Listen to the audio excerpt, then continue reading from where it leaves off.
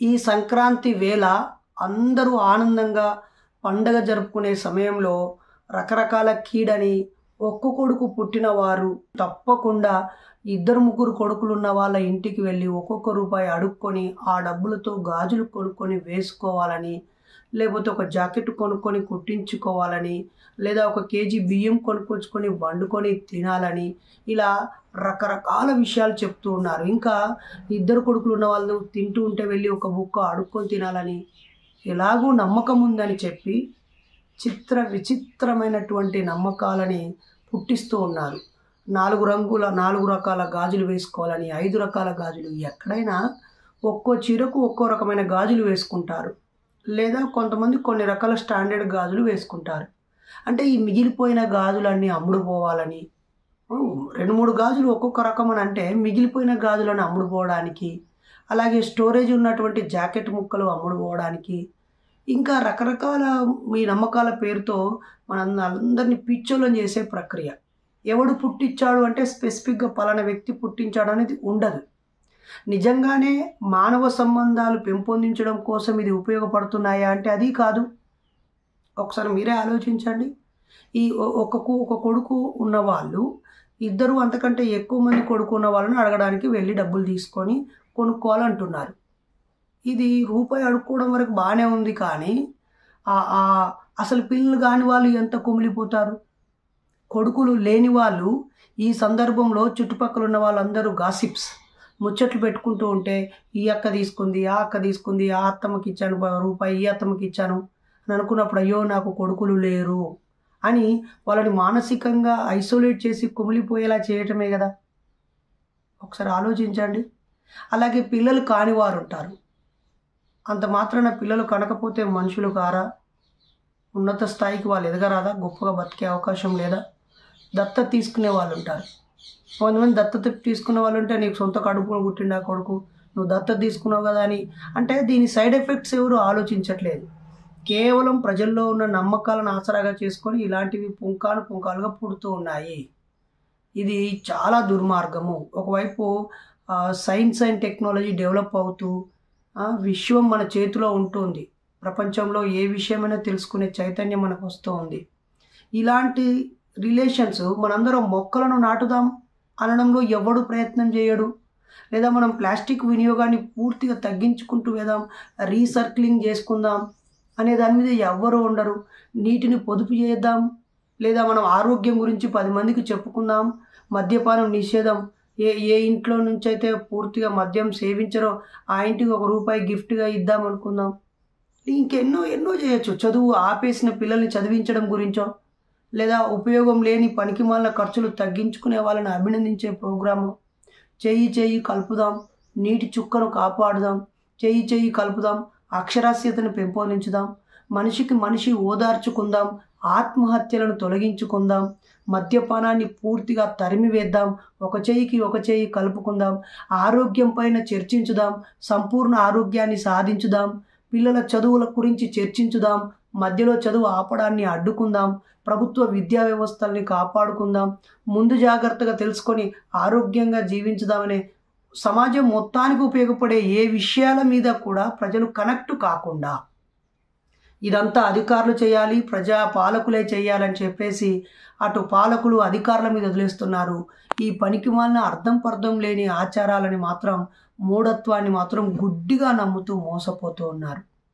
గాజులు కొనుక్కోవడం తప్పేం కాదు, ₹1 ఒకరికొకరు అడుక్కొని సహాయపడడం తప్పేం కాదు. కానీ దీని వెనకాల కీడు జరుగుద్దని, ఆ ఒక్క కొడుకున్న వాళ్ళకి ఏదో ఇబ్బంది అవుద్దని, గాజులు పెట్టుకోకపోతే ఏమవుద్దని, ఇప్పుడు ఏం చేయాలి? ఆ తల్లి పోయి అమెరికాలో ఉంటుంది కొడుకుతో. ఇప్పుడు ఆమె ఎవరి దగ్గర ₹1 అడకొచ్చుకోవాలి, అక్కడ గాజులు ఎదుర్కోవాలి, ఆమె ఎక్కడ కొనుక్కోవాలా? ఈ గాజుల కోసం ఏంది ఈ ప్రయోగం ఏంది? ఈరోజు ఆధునిక మహిళలు గాజులు వేసుకోవట్లేరు, బంగారు గాజులు వేసుకుంటున్నారు, లేదా వాచ్ పెట్టుకుంటున్నారు, మగవాళ్ళతో ఈక్వల్గా సౌకర్యంగా జీవిస్తున్నారు. అంత మాత్రాన వాళ్ళు గాజులు వేసుకోవాలా? రూలా? ఎక్కడెక్కడో ఉన్న వాళ్ళందరూ ఈ గాజుల కోసం బయటికి రావాలా? పండగంటే ఆనందాన్ని ఇవ్వడం కోసం పూర్వీకులు పుట్టించిన ఒక మంచి కార్యక్రమం. ఆ సందర్భంలో అందరం కలుసుకోవడం, ఆనందం పంచుకోవడం, ఆనందం పెంచుకోవడం, మధుర జ్ఞాపకాలను పెట్టుకోవడం కోసమే తప్ప ఈ చాదస్తాలతో, పిచ్చి నమ్మకాలతో ప్రజల్ని వెనక్కి నెట్టివేస్తున్నారు. అమ్మలారా, అక్కలారా, మా తోడబుట్టిన ఆడపడుచులారా, మీ అందరికీ చేతులు జోడించి చెప్తున్నాం, మీరు గాజులు పెట్టుకున్నంత మాత్రాన ప్రమాదాలు తగ్గిపోతాయనో, లేదా పెట్టుకోకపోయినంత మాత్రాన కావలసుకొని ప్రమాదాలు వస్తాయనో మీరు భయపడాల్సినక్కర్లేదు, నమ్మాల్సినక్కర్లేదు. ఇది పూర్తిగా బూటకం. ఇలాంటి అర్థం పర్థం లేనివన్నీ స్వార్థపరులు చేసేటువంటి పిచ్చి వేషాలు. మీరు లాజిక్ అప్లై చేసి ఆలోచించండి అంతే. ఇంట్లో మంచి మానవ సంబంధాల గురించి ఆలోచించండి. మీ బంధువుల్లో ఎవరెవరు అర్ధాంతరంగా ప్రాణం కోల్పోయారు, ఆత్మహత్య ఎందుకు చేసుకున్నారు, భార్యాభర్తలు గొడవపడి ఎందుకు విడిపోయారు, ప్రమాదవశాస్తు చచ్చిపోయిన వాడు తాగి డ్రైవ్ చేస్తే చచ్చిపోయాడా, ఇంకేదైనా పొరపాటు జరిగి చచ్చిపోయాడా, చావుల గురించి చర్చించండి. అలాగే ఆత్మహత్యల గురించి చర్చించి ఆత్మహత్య లేవడం గురించి ఆలోచించండి. మీ కుటుంబం తరచుగా ఏ జబ్బుల పాలవుతుంది, ఆ జబ్బులకు గల మూల కారణాలేంటో చర్చించండి. అంతేకాని ఈ మూఢ విశ్వాసాలు, అజ్ఞానము, ఎవడో లేపిన పుకార్లను మీరు నమ్మి మీ మెదడు పాడు చేసుకోకండి, మీ మనసు పాడు చేసుకోకండి. మీకు మీరు చులకనైపోయి పిచ్చివాడు ఏదో కాళ్ళకు దారం కట్టుకోమంటే పొలోమని కట్టుకుంటున్నారు, చేతులకు దారం కట్టుకోమంటే కట్టుకుంటున్నారు, మెడలకు తట్టుకోమంటే కట్టుకున్నారు, కాళ్ళకు కట్టుకోమంటే కట్టుకున్నారు. ఒకడు చెప్పితే వినడమే తప్ప ఇది ఏంటి అని ఆలోచించే బుద్ధి మనకు లేదా? ఆలోచించాల్సిన అవసరం మనకు లేదా? మనకు తెలివితేటలు అక్కర్లేదా? ప్రశ్న అక్కర్లేదా? నిరూపణ అక్కర్లేదా? గుడ్డిగా నమ్మడమేనా? దయచేసి నన్ను ఒకరు అడిగారు, అరే ఇది నేను అక్కను రా, నువ్వు ఇది కట్టుకోవాలరా అని మా అక్క నాకు దారం కట్టింది. నేను నీ తమ్ముడిని, మరి ఆ బర్రెకున్న తాడు తీసుకొని నేను నీ చేయికి కడతాను అక్క, నేను సొంత తమ్ముని, నా మీద ప్రేమ ఉంటుంది, ఇట్నే పెట్టుకుంటావా అని అడిగిన. చిగ్గా బర్రెది పెట్టుకుంటారు. మరి ఈ దారం ఎందుకు పెట్టుకోవాలక్క అంటే, పెట్టుకోవాలి అంతే, నువ్వు అని లాజిక్ చెప్పొద్దు. ఏమైనా అర్థం పర్థం ఉందా? కాబట్టి ఈరోజు మాకు 2 అబ్బాయిలు, ఇప్పటికే ఒక 40 మంది వచ్చారు ఇంటికి. ₹1 ఇవ్వవా సుజాత అని. ఈమె నాకు నెలకు 78,000 శాలరీ. ఈమె ₹1 ఇవ్వకుండా ఉంటుందా? వాళ్ళను అడుగుదాము అని అంటేనేమో వాళ్ళు నొచ్చుకుంటారు, బాధపడతారని. మా అమ్మను కూడా చాలామంది అడుగుతున్నారంట. మరి 2 కూతుళ్ళే ఉన్న వాళ్ళ పరిస్థితి ఏంటి? తప్పు కదా. ఒక కొడుకు చూడండి, ఒక కొడుకున్నోళ్ళలో మాత్రమే ఇలా అనంట, మరి ఒక బిడ్డున్నోళ్ళకి ఎందుకు బెటర్ ఇది?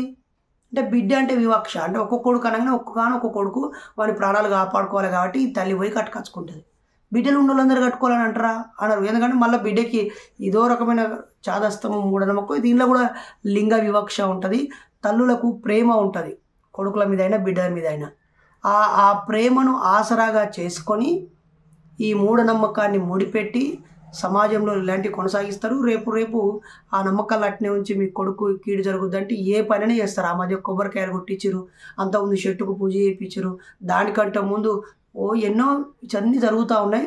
ఇలాంటివి జరుగుతున్నప్పుడు ఆడపడుచులు, ఒక కొడుకున్న తల్లులు లేదా 2 కొడుకులు ఉన్న తల్లులు వాటిని ఖండిస్తూనో, అర్థం లేదనినో ఖచ్చితంగా మీ అభిప్రాయాలను వీడియోలుగా పెడితే అక్కడికి అది ఆగిపోద్ది. ఇక మనం ఏది సున్నితమైన విషయం, చిన్న విషయం, దీన్ని మనం ఎందుకు మాట్లాడాలని అనుకుంటే ఈ చిన్నవి పెరిగి సొంత బిడ్డను చంపేదాకా, లేదా మనిషిని బలిచ్చేదాకా, లేదా తనను తాను అర్ధనగ్నంగా శ్మశానంలో పూజలు చేసేదాకా, రోడ్డు మీద దిష్టి గింజలు అవి పెట్టేదాకా, ఇవన్నీ ఒక నమ్మకము అనేక నమ్మకాలకు దారితీసి, ఆ నమ్మకాలన్నీ మూఢనమ్మకాలకు దారితీసి, ఆ తర్వాత శారీరకంగా, మానసికంగా, ఆర్థికంగా నష్టపోయి, మానవ సంబంధాలు కోల్పోయి, వాళ్ళు కుమిలిపోయి ఒక్కోసారి సచ్చే స్థితికి లేదా చంపే స్థితికి వస్తారు. కాబట్టి మూఢనమ్మకాలు అంటే మేము చదువుకున్నలో మేము నమ్మము, మాకు సంబంధం లేదని అనుకుంటారు. కానీ మన చుట్టే విపరీతమైన మూఢనమ్మకాలు సజీవంగా ఉన్నాయి, పెరిగిపోతూ ఉన్నాయి. వీటి మీద ప్రజలందరూ ఆలోచించాలని, ఇలాంటి వాటిని ఖండించాలని, ఇలాంటివి పునరావృతం కాకుండా ప్రజల్ని జాగృతపరచాలని ఈ సందర్భంగా కోరుతున్నాం.